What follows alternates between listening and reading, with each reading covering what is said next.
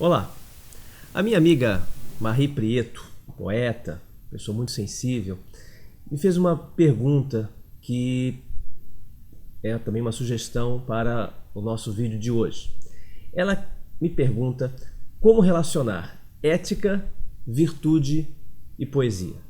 Eu até brinquei quando conversava com ela que essa pergunta, essa sugestão me obrigaria a estudar muito, porque são temas difíceis e entrelaçados ainda mais complexos.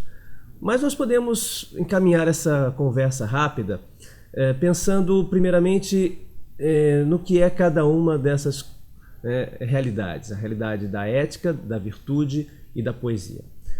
A ética, nós já falamos aqui alguma vez, não é propriamente um conjunto de regras fixas que nós temos que obedecer. Isso está na linha da conduta observada, da conduta muitas vezes manipulada. O que nós chamamos de ética mesmo é quando a pessoa descobre que o seu ser, a sua atividade humana e humanizadora se faz através de escolhas em busca de valores e ideais. Esse é um longo trajeto que tem muitos tropeços e que tem muita aventura. A ética é uma aventura, não é tão fácil assim. A virtude está muito ligada à ética, sim, porque a virtude em latim virtude tem a ver com virtus, virtus é força, quando você procura encarnar os valores que você detecta na sua experiência, ao assumir esses valores, eles se transformam em força própria. Os valores têm força, o valor da honestidade, o valor da coragem, o valor da justiça, quando são assumidos como algo nosso, se transformam em virtudes, se transformam em forças vivas que nos fazem crescer humanamente e fazer o bem. E a poesia? A poesia é uma arte, é uma arte que implica intimidade com a linguagem, captação das imagens da vida, e tem muito a ver com uma técnica de produção de texto também, mas um texto especial, específico. A linha do verso não termina, ela se verte, ela se volta, ela retoma, e aí tem o ritmo, tem a melodia, tem, enfim, toda a complexidade da poesia, da produção poética.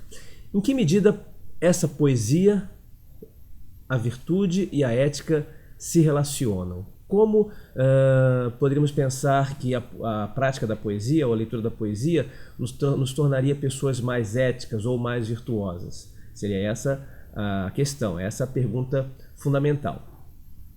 Ora, não podemos esperar da poesia uma lição de ética, uma lição de moral. Toda a instrumentalização da arte a favor de alguma coisa mesmo muito boa é uma instrumentalização. Os fins não justificam os meios. Não podemos reduzir a poesia, a arte, à busca de virtude, de ética, de um comportamento ético. Isso é muito pouco, também para a ética. No entanto, a poesia pode nos ampliar a consciência. E é aí que eu vejo uma ponte entre poesia, virtude e ética.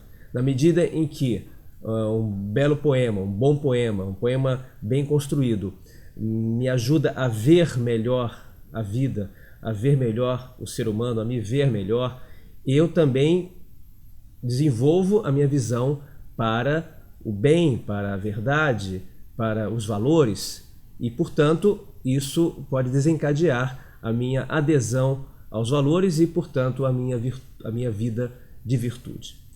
Mas seria qualquer poesia, qualquer poema?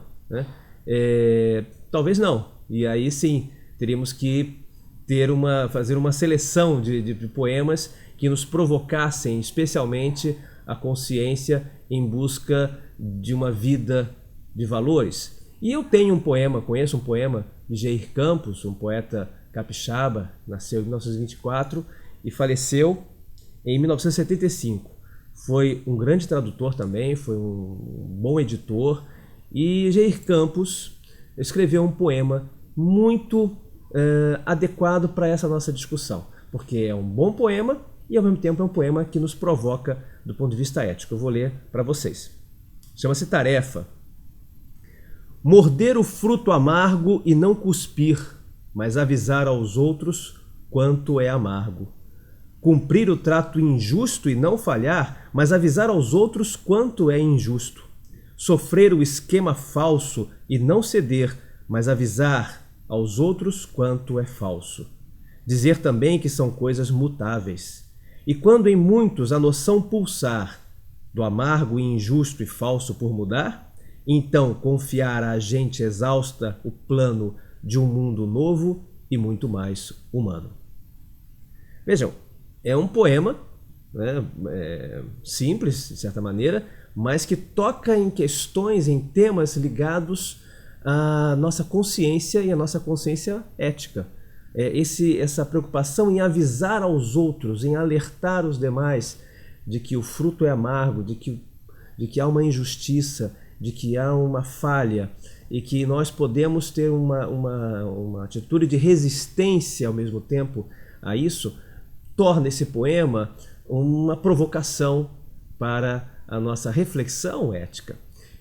Posso não fazê-lo, posso usufruir do poema, as suas rimas, a sua beleza intrínseca, a sua forma, né? Podemos aproveitar o poema como poema, mas o poema não é só poema, ele é também uma voz humana que interpela outros humanos. E esse conceito de humanidade está bem aqui, né? Bem presente. Um mundo novo e muito mais humano. Esse desejo do poeta, esse ideal do poeta que se concretiza no poema, que se deixa ver no poema e toca o leitor. Nesse momento eu vejo que o leitor também começa a pensar nesse mundo injusto, nesse mundo em que o fruto que deveria ser doce é amargo, em que nós vemos pessoas prejudicando outras pessoas, em que vemos situações que superam nossa capacidade de mudança, de reação, mas não nos impedem de gritar, não nos impedem de falar, não nos impede de criar, né? Eu acho que é por aí, Marie. Eu acho que a sua pergunta pode ser encaminhada dessa forma.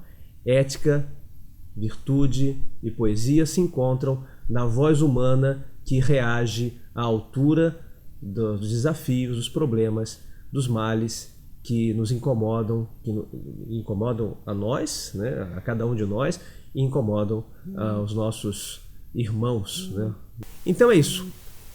Obrigado, Marie, por essa pergunta e até uma próxima vez.